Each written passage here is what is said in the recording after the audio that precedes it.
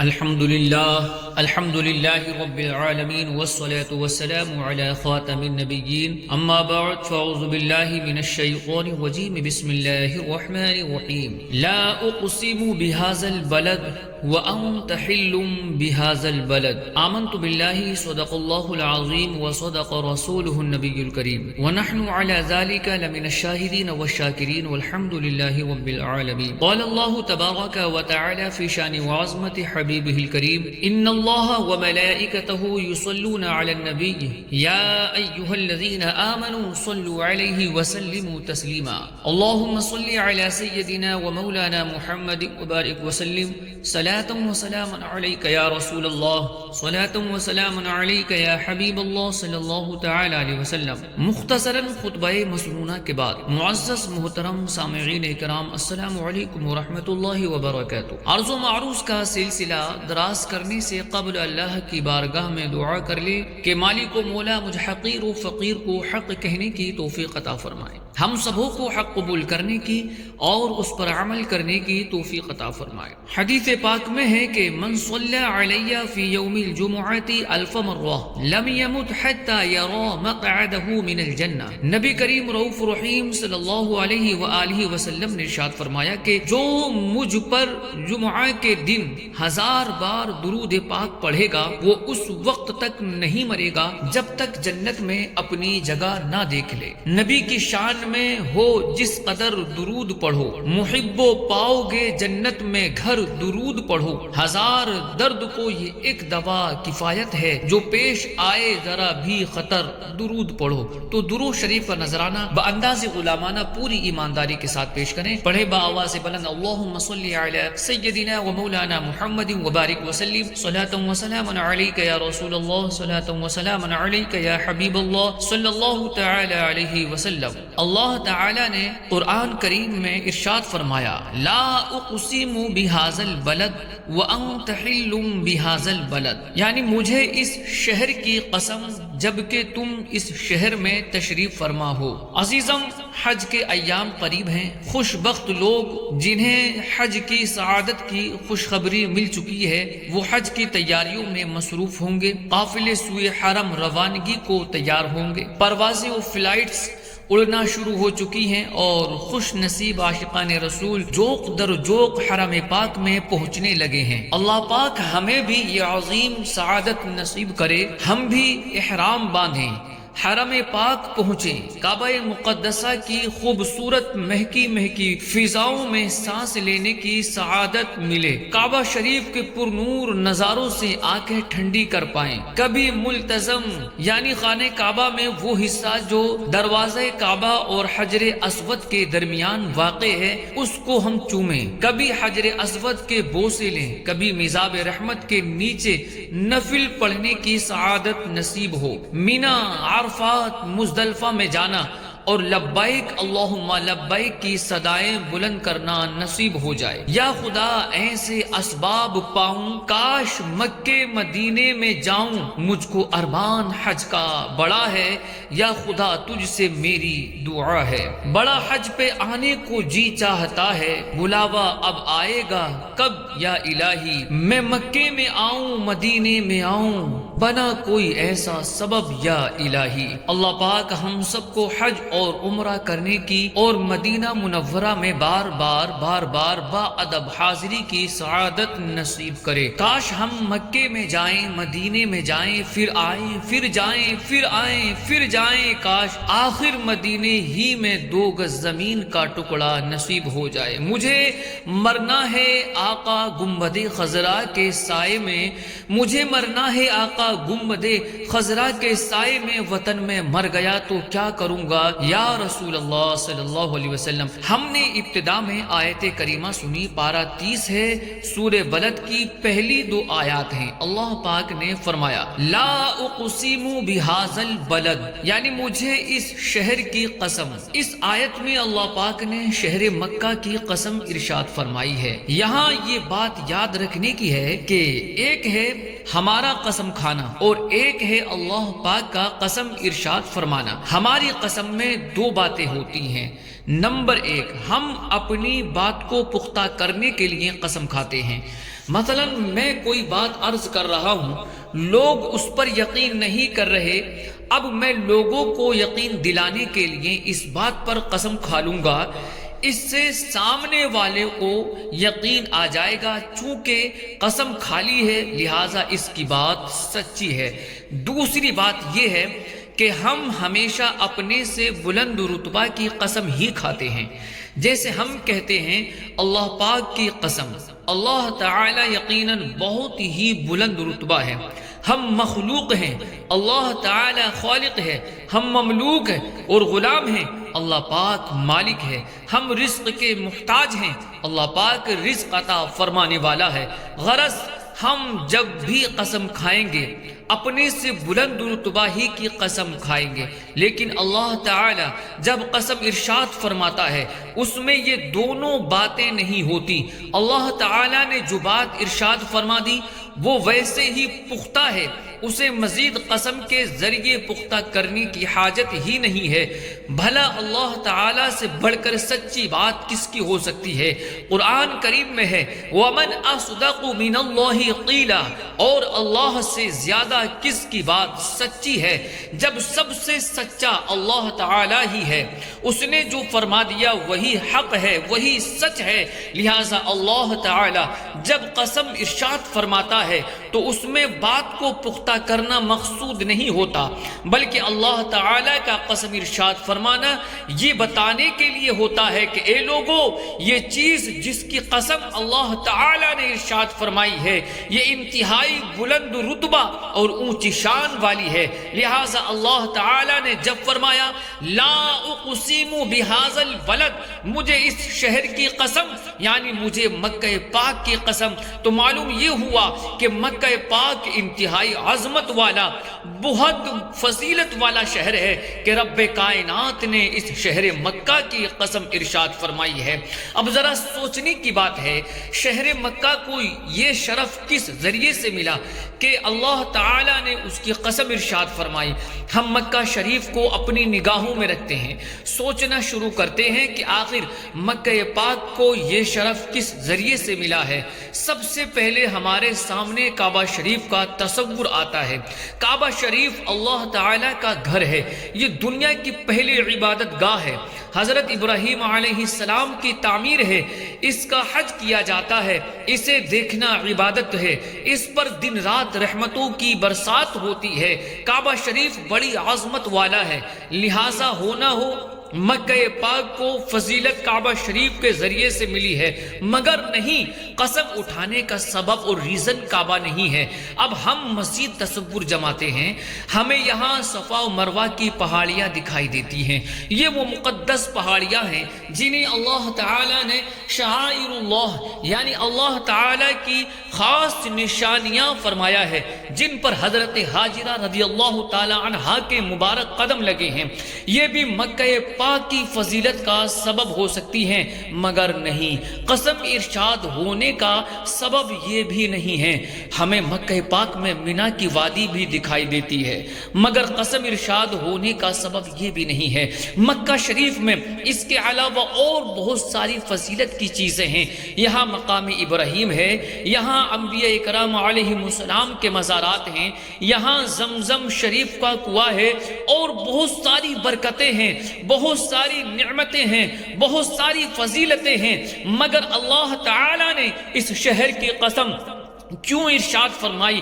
اللہ تعالی فرماتا ہے وَأَنْتَ حِلٌّ بِهَذَا الْبَلَدِ، جبکہ تم اس شہر میں تشریف فرما ہو، یعنی اے محبوب کریم صلی اللہ علیہ وسلم، مکہ پاک میں فضیلت کی چیزیں بہت ہیں، مگر مجھے اس شہر پاک کی سب سے زیادہ جو چیز پسند ہے وہ یہ ہے کہ اس شہر پاک کی مٹی نے آپ کے مبارک قدموں کو بوسے دیے ہیں۔ یہی وہ حوالہ ہے جس کے سبب مکہ شریف کی عزت اتنی بڑھ گئی کہ میں رب العالمین ہو کر اس شہر عظیم کی قسم ارشاد فرما رہا ہوں، کھائی قرآن خاک گزر کی قسم، اس کفے پاک کی حرمت پہ لاکھوں سلام، یعنی جن راہوں سے حضور نبی کریم رؤوف رحیم صلی اللہ علیہ وسلم کا گزر ہوا، قرآن پاک نے ان راہوں کی مٹی کی بھی قسم کھائی ہے۔ ایسے مبارک پاؤں کے تلووں کی عزت و وجاہت پر لاکھوں سلام ہوں۔ علماء کرام فرماتے ہیں اللہ تعالیٰ نے کسی رسول علیہ السلام کی رسالت کی بھی قسم ارشاد نہیں فرمائی، مگر محبوب ذیشان مکی مدنی سلطان صلی اللہ علیہ وسلم کی شان ایسی ہے کہ اللہ تعالیٰ نے آپ ہی کی نہیں بلکہ آپ کی رسالت کی، آپ کے زمانے کی، آپ کی زبان مبارک سے نکلے ہوئے الفاظ مبارکہ کی، یہاں تک کہ آپ کے شہر پاک کی بھی قسم ارشاد فرمائی ہے۔ اعلیٰ حضرت امام اہل سنت فرماتے ہیں، کیا خوب فرماتے ہیں کہ وہ خدا نے ہے مرتبہ تجھ کو دیا، نہ کسی کو ملے نہ کسی کو ملا، کہ کلام مجید نے کھائی شہا تیرے شہر و کلام و بقا کی قسم۔ یعنی یا رسول اللہ صلی اللہ علیہ وسلم، اللہ تعالیٰ نے آپ کو ایسا رتبہ عطا کیا کہ ایسا مرتبہ نہ پہلے کسی کو ملا نہ بعد میں کسی کو ملے گا۔ آپ کی شان یہ ہے کہ قرآن کریم نے آپ کے شہر، آپ کی زبان مبارکہ سے نکلے الفاظ، یہاں تک کہ آپ کی زندگی مبارک کی بھی قسم ارشاد فرمائی ہے۔ میرے عزیز، اس جگہ ایک سوال ذہن میں اٹھتا ہے، وہ یہ کہ اللہ تعالیٰ چاہتا تو پیارے محبوب صلی اللہ علیہ وسلم کو کسی اور شہر میں پیدا فرما دیتا، خود ہی آپ کو مکہ شریف میں پیدا فرمایا، پھر آپ کی نسبت کی وجہ سے مکہ پاک کی قسمیں بھی ارشاد فرماتا ہے۔ آخر اس میں راز کیا ہے؟ آپ صلی اللہ علیہ وسلم کو مکہ پاک ہی میں پیدا کیوں فرمایا گیا؟ دنیا میں ہزاروں شہر موجود ہیں، ان میں سے کسی شہر میں آپ علیہ السلام کو پیدا فرما دیا جاتا، اس شہر کی عزت بڑھ جاتی۔ مکہ شریف میں ایسی کیا خاص بات تھی کہ آپ صلی اللہ علیہ وسلم کو یہیں پیدا فرمایا گیا؟ آئیے ذرا اس راز کو سمجھنے کی کوشش کرتے ہیں۔ دیکھیے، اللہ پاک رب العالمین ہے، تمام جہانوں کا رب ہے، لیکن ہم جانتے ہیں کہ اللہ تعالیٰ کے رب ہونے کا جیسا اظہار محبوب ذیشان صلی اللہ علیہ وآلہ وسلم پر ہے، ایسا اظہار کسی اور پر نہیں ہے۔ وہ رب تو میرا بھی ہے، لیکن جیسے کمالات محبوب صلی اللہ علیہ وسلم کو عطا ہوئے، مجھے تو ان کا ذرہ بھی نصیب نہیں ہے۔ میری آنکھ یہ ہے کہ دیوار کے پیچھے نہیں دیکھ سکتی، وہ فرش پر بیٹھ کر عرش کو دیکھتے ہیں۔ میرا ہاتھ 4 فٹ کے فاصلے پر رکھی چیز تک نہیں پہنچتا۔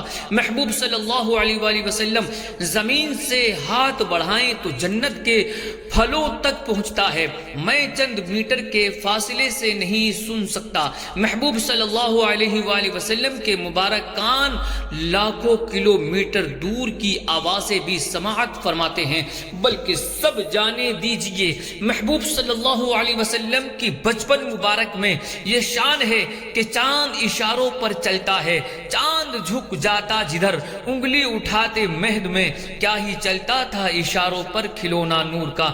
ہماری ہزاروں سال کی زندگی ہو اور ساری ہی عبادت میں گزار دیں، پھر بھی اس رتبے کے قریب کو بھی نہیں پہنچ سکتے۔ تو معلوم یہ ہوا اللہ تعالیٰ کے رب ہونے کا جیسا اظہار محبوب صلی اللہ علیہ وسلم پر ہو رہا ہے، ویسا اظہار کسی پر بھی نہیں ہوا۔ اسی لیے اللہ تعالیٰ نے قرآن کریم میں بار بار فرمایا، ربک ربک ربک، اے محبوب صلی اللہ علیہ وسلم، آپ کے رب نے فرمایا، آپ کے رب نے قرآن اتارا، آپ کا رب نعمتیں دیتا ہے، آپ کا رب حکمت والا ہے، آپ کا رب علم والا ہے۔ یعنی اللہ تعالیٰ نے اپنے رب ہونے کی نسبت بار بار محبوب صلی اللہ علیہ وسلم کی طرف فرمائی ہے، اس لیے کہ شان ربوبیت کا جیسا اظہار محبوب صلی اللہ علیہ وسلم پر ہوا، ایسا کسی پر نہیں ہوا۔ اسی طرح اللہ تعالیٰ ساری زمین ہی کا رب ہے، ہندوستان کا بھی رب وہ ہے، یورپ کا بھی رب وہی ہے، ہر ذرے کا وہی رب ہے۔ مگر مکہ پاک کی شان دیکھیے، اللہ تعالیٰ نے اپنے رب ہونے کی خصوصی نسبت اس شہر پاک کی طرف کی، فرمایا رب ہذہ البلدہ، یعنی اس شہر مکہ کے رب۔ اس سے معلوم یہ ہوا کہ اللہ تعالی رب تو ساری ہی زمین کا ہے، مگر اس کی شان ربوبیت کا جیسا اظہار مکہ پاک پر ہے، ایسا کسی خطے پر، کسی ایریے پر نہیں ہے۔ یہ مکہ شریف ہی ہے جو بالکل بے آباد تھا، پانی کا نام و نشان یہاں نہیں تھا، زمین بنجر تھی، پرندہ بھی یہاں پر نہیں مارتا تھا۔ اللہ تعالیٰ کی شان ربوبیت کا اظہار ہوا۔ بہت ہی فضیلت والے نبی حضرت ابراہیم خلیل اللہ علیہ السلام کو حکم ہوا، اے ابراہیم اپنے شہزادے کو مکہ چھوڑ آئیے۔ اسماعیل علیہ السلام جو ابھی دودھ پینے کی عمر میں تھے مکہ پاک پہنچ گئے، پھر ان کے قدموں کی برکت سے چشمہ زمزم جاری فرما دیا، لوگوں کے دل اس شہر پاک کی طرف کھینچ دیے جہاں پہلے پرندہ پر نہیں مارتا تھا۔ اب یہ حالت ہے کہ بعض دفعہ تو وہاں قدم رکھنے کو جگہ نہیں ملتی۔ اسی سال رمضان شریف کی بات ہے، مکہ پاک میں اتنی بھیڑ تھی کہ انتظامیہ کو ویزے بند کرنے کی ضرورت پیش آ گئی۔ مکہ پاک کی زمین سرسبز نہیں ہے، یہاں کھیتی نہیں اگتی، پھل نہیں اگتے، مگر آپ مکہ پاک جا کر دیکھ لیجئے، دنیا کی ہر نعمت یہاں مل جائے گی۔ یہ اللہ تعالی کی ربوبیت کا خاص اظہار ہے جو اس شہر پاک پر ہو رہا ہے۔ یہ مناسبت ہے مکہ پاک کی محبوب کریم صلی اللہ علیہ وسلم کے ساتھ۔ تمام مخلوقات میں شان ربوبیت کا جیسا اظہار محبوب صلی اللہ علیہ وسلم پر ہوا، ایسا کسی پر نہ ہوا۔ یوں ہی تمام زمین میں شان ربوبیت کا جیسا اظہار مکہ پاک پر ہوا، ایسا کہیں اور نہ ہوا، لہٰذا یہ شہر پاک ہی اس لائق تھا۔ محبوب صلی اللہ علیہ وسلم کی پیدائش کا شرف اسے عطا کیا جاتا، لہٰذا اللہ تعالی نے فرمایا لا اقسم بہذا البلد وانت حل بہذا البلد، مجھے اس شہر کی قسم جبکہ تم اس شہر میں تشریف فرما ہو۔ یعنی اے محبوب صلی اللہ علیہ وسلم ہمیں اس شہر پاک کی قسم کہ یہ شہر پاک آپ کے قدم چومنے کے لائق ہو پایا ہے۔ رستہ ہے عرش و کرسی اور لا مقام مکہ ہے، مکہ ہے تیرا مولد، طیبہ مقام تیرا۔ ایک اور مناسبت سنیے، ہمارے آقا صلی اللہ علیہ وآلہ وسلم رحمت للعالمین ہیں، تمام جہانوں کے لیے رحمت بن کر تشریف لائے ہیں۔ تاریخ گواہ ہے جب سے آپ صلی اللہ علیہ وآلہ وسلم دنیا میں تشریف لے آئے، عام عذابات آنا بند ہو گئے، پہلی امتوں پر پتھر بھی برسے، زلزلے سے انہیں تباہ و برباد کر دیا گیا، ان پر آندھی اور طوفان کے عذابات آئے، حضرت نوح علیہ السلام کی قوم کو سیلاب کے ذریعے غرق کر دیا گیا، قوم لوط کی پوری بستی کو آسمان کی طرف اٹھا کر الٹا کر کے زمین پر پھینک دیا گیا۔ ایسے کئی عذابات مختلف قوموں پر آتے رہے، مگر جب سے محبوب کریم صلی اللہ علیہ وسلم دنیا میں تشریف لے آئے ایسے عذابات آنا بند ہو گئے۔ بلکہ مزے کی بات تو یہ ہے کہ کفار مکہ نے باقاعدہ دعائیں کی، اے اللہ ہم پر پتھر برسا دے، ہم پر دردناک عذاب اتار دے، مگر اللہ تعالی نے صاف فرما دیا وَمَا كَانَ اللَّهُ لِيُعَذِّبَهُمْ وَأَنْتَ فِيهِمْ، اور اللہ کی یہ شان نہیں کہ انہیں عذاب دے جب تک کہ اے حبیب تم ان میں تشریف فرما ہو۔ یہ محبوب صلی اللہ علیہ وسلم کے رحمت للعالمین ہونے کا ایک نظارہ ہے۔ اعلیٰ حضرت رحمت اللہ تعالی علیہ لکھتے ہیں انت فیہم نے عدو کو بھی لیا دامن میں، عیش جاوید مبارک تجھے شیدائی دوست، یعنی اللہ تعالی نے انت فیہم اے حبیب تم ان میں تشریف فرما ہو فرما کر غیر مسلموں پر عذاب نہ بھیجا۔ معلوم ہوا محبوب صلی اللہ علیہ وآلہ وسلم کی رحمت نے غیر مسلموں کو بھی دنیاوی عذاب سے بچا رکھا ہے، لہٰذا اے عاشق رسول تجھے مبارک ہو، تو صرف دنیاوی عذاب سے نہیں بچا، عشق رسول کے صدقے آخرت کے عیش و آرام کا بھی حقدار ہو گیا ہے۔ محبوب کریم صلی اللہ علیہ وآلہ وسلم کی اسی شان کا فیضان مکہ شریف کو بھی ملا ہے، جو یہاں آ جاتا ہے اسے امن نصیب ہو جاتا ہے۔ قوم ثمود جن کی طرف حضرت صالح علیہ السلام کو نبی بنا کر بھیجا گیا، ان کے مطالبے پر پہاڑ سے حاملہ اونٹنی نکالی گئی۔ جب ان بدبختوں نے معجزات دیکھ کر بھی کلمہ نہ پڑھا، اونٹنی کو شہید کر دیا تو ان پر عذاب اترا۔ ایک شدید چنگھاڑ کی آواز آئی جس سے یہ سب کے سب فنا ہو گئے۔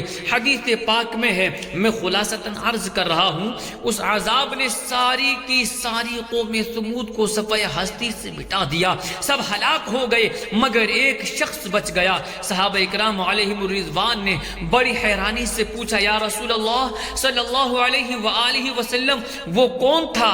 تو پیارے آقا صلی اللہ علیہ وسلم نے فرمایا اس کا نام ابو رغال تھا، وہ اس وقت مکہ پاک میں تھا اور اسی وجہ سے اس پر عذاب نہیں آیا، لیکن جب وہ مکہ شریف سے باہر نکلا عذاب نے اسے گھیر لیا اور وہ بھی ہلاک ہو گیا۔ ایک بار پیارے آقا صلی اللہ علیہ وآلہ وسلم طائف کی طرف جا رہے تھے، راستے میں ایک قبر کی طرف اشارہ کر کے فرمایا یہ ابو رغال کی قبر ہے، یہاں اس پر عذاب اترا تھا لہٰذا یہی دفن کر دیا گیا۔ اس کے ساتھ ایک سونے کی چھڑی بھی رکھی گئی تھی۔ صحابہ اکرام علیہم الرضوان نے اس قبر کو کھود کر دیکھا تو وہاں سونے کی چھڑی موجود تھی۔ سبحان اللہ، یہ مکہ شریف کی فضیلت ہے۔ محبوب کریم صلی اللہ علیہ وسلم تمام جہانوں کے لیے رحمت ہیں۔ آپ صلی اللہ علیہ وسلم کی برکت سے تمام جہانوں کو امن نصیب ہو گیا۔ اسی شان کا فیضان مکہ شریف کو نصیب ہوا تو مکہ پاک بھی مقام امن بن گیا۔ قاضی ایاز رحمت اللہ تعالی علیہ شفا شریف میں لکھتے ہیں، ایک مرتبہ حضرت سعدون خولانی رحمت اللہ تعالی علیہ کے پاس کچھ لوگ آئے اور بتایا کہ فلاں قبیلے نے ایک شخص کو قتل کیا، پھر اس کی لاش کو آگ لگا دی، مگر حیرت کی بات تھی کہ رات گئے تک اس کا جسم آگ میں رہا، اس کے باوجود اس پر آگ نے کوئی اثر نہ کیا، یہاں تک کہ اس کا سفید رنگ آگ میں جلنے کے بعد بھی ویسے کا ویسا ہی رہا۔ سعدون خولانی رحمت اللہ تعالی علیہ نے یہ بات سن کر کے فرمایا اس مرنے والے شخص نے 3 حج کیے ہوں گے۔ لوگوں نے بتایا ہاں اس نے 3 حج کیے تھے۔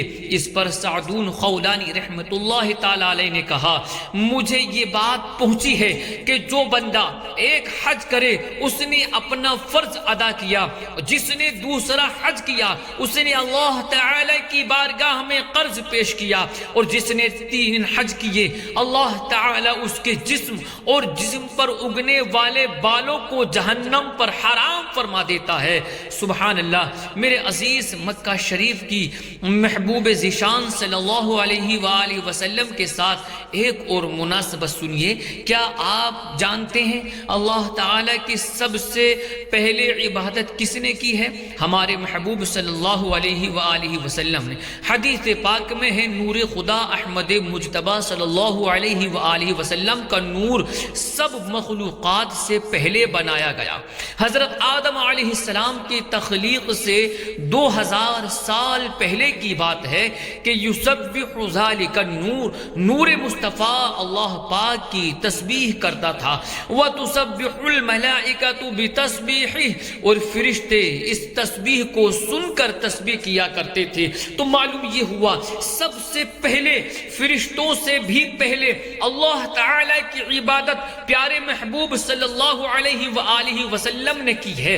اب زمین کی طرف آ جائیے، زمین پر ہزاروں شہر ہیں، ان تمام شہروں میں سب سے پہلے جس شہر پاک نے اللہ تعالی کی اطاعت کی ہے وہ مکہ پاک کی زمین ہے۔ قرآن کریم میں ہے فَقَالَ لَهَا وَلِلْأَرْضِ ائْتِيَا طَوْعًا أَوْ كَرْهًا قَالَتَا أَتَيْنَا طَائِعِينَ۔ تو اللہ نے اس سے اور زمین سے فرمایا کہ دونوں خوشی یا ناخوشی سے آ جاؤ۔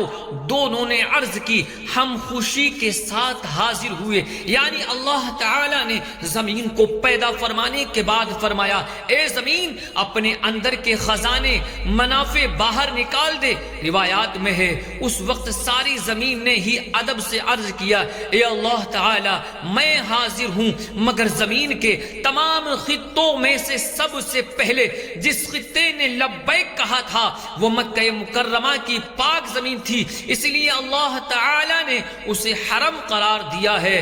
سبحان اللہ میرے عزیز، مکہ پاک کو پیارے محبوب صلی اللہ علیہ وسلم کے ساتھ یہ چند طرح کی مناسبتیں حاصل ہیں، اور بھی ہیں، میں نے چند عرض کی ہیں۔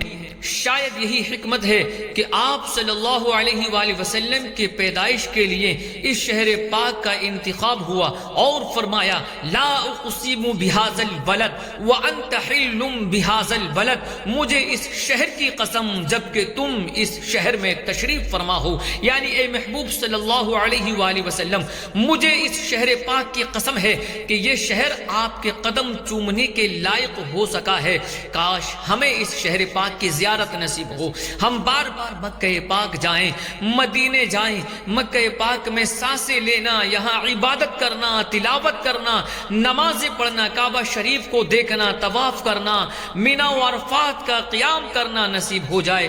آمین بجاہ خاتم النبیین صلی اللہ علیہ وسلم۔ یا رب پھر اوج پر یہ ہمارا نصیب ہو، سوئے مدینہ پھر ہمیں جانا نصیب ہو، مکہ بھی ہو نصیب، مدینہ نصیب ہو، دشت عرب نصیب ہو، صحرا نصیب ہو، حج کا سفر پھر اے میرے مولا نصیب ہو، عرفات کا مینا کا نظارہ نصیب ہو، کعبے کے جلووں سے دل مضطرب ہو، کاش شاد لطف طواف خانہ کعبہ نصیب ہو، کس طرح شوق سے وہاں کرتے تھے ہم طواف، پھر گرد کعبہ جھوم کے پھرنا نصیب ہو۔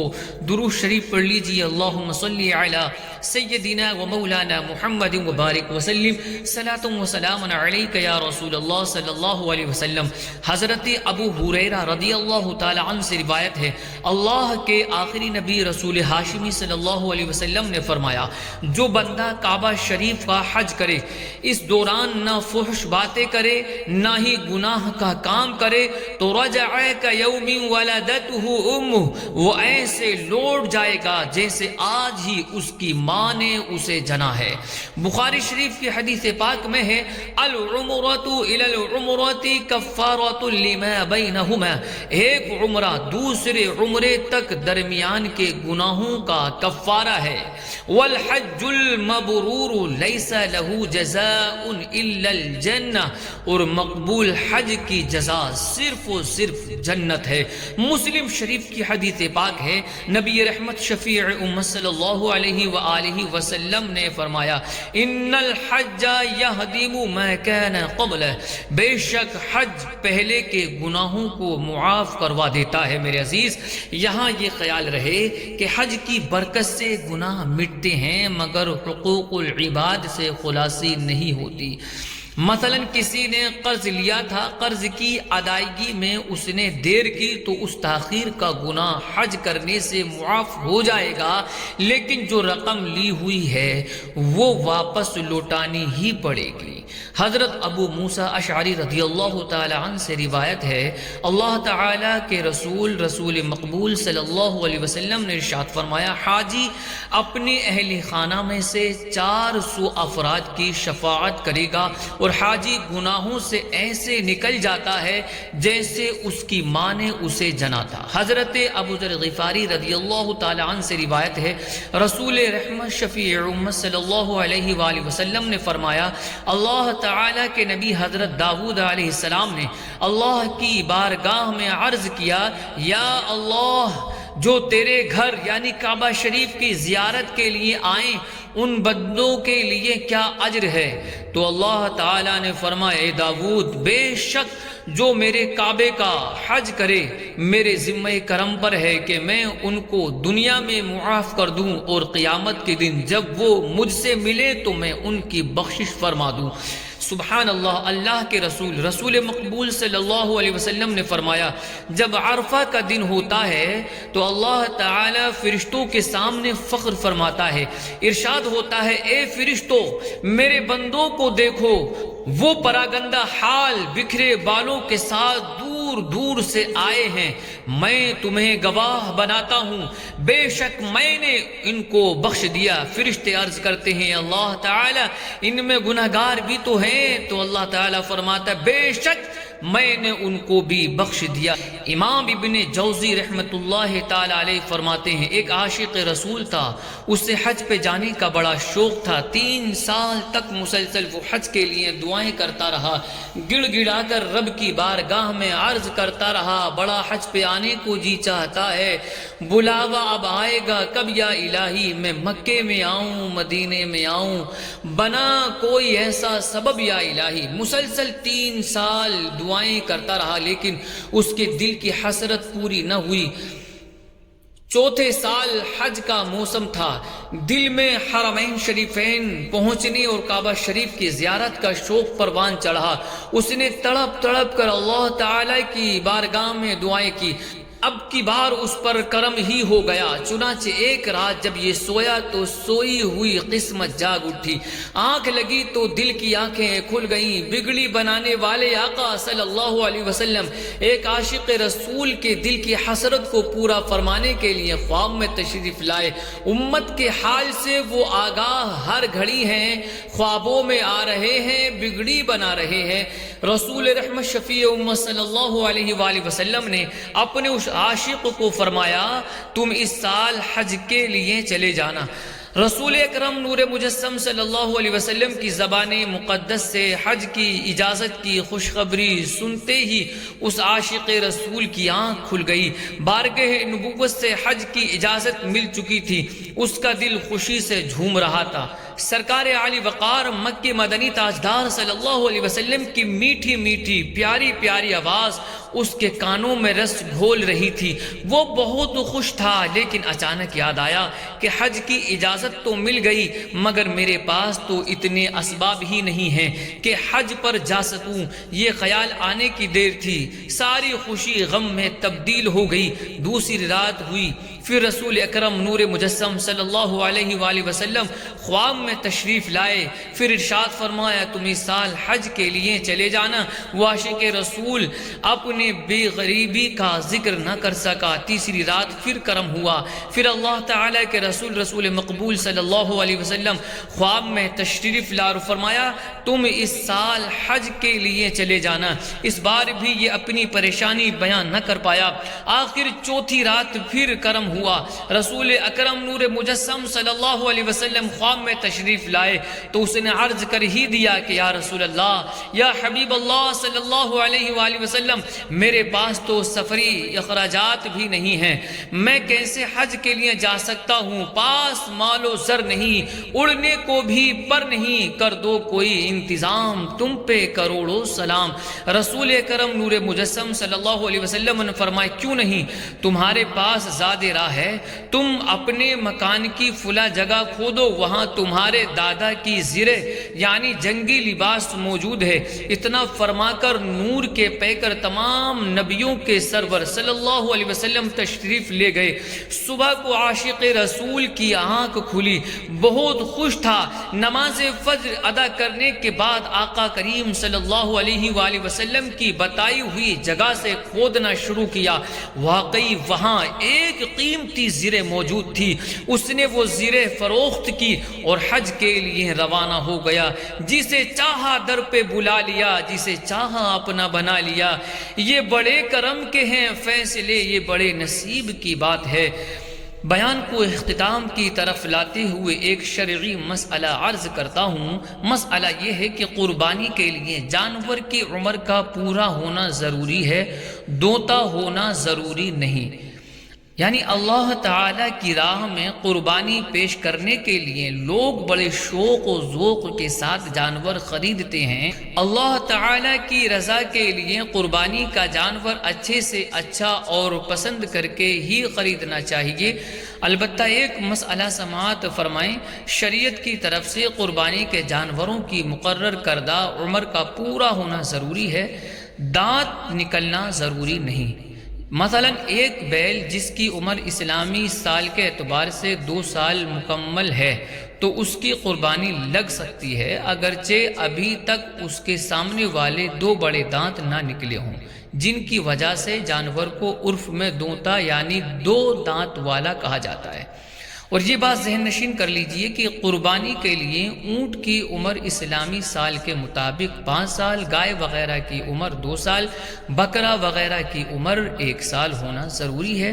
اللہ تعالی ہمیں درست اسلامی احکام سیکھنے، ان پر عمل کرنے کی توفیق نصیب فرمائے، آمین بجاہ خاتم النبیین صلی اللہ علیہ وسلم۔ روحانی علاج یعنی وظیفہ بسم اللہ الرحمن الرحیم کو 786 بار پڑھ کر پانی پر دم کر کے صبح شام بچے کو پلاتے رہیں، انشاءاللہ الکریم ذہن روشن یعنی دماغ تیز ہو جائے گا۔ اللہ پاک ہمیں عمل کی توفیق نصیب فرمائے، آمین بجاہ خاتم النبیین صلی اللہ علیہ وسلم۔ وآخر دعوانا ان الحمد للہ رب العالمین۔ السلام علیکم ورحمۃ اللہ وبرکاتہ۔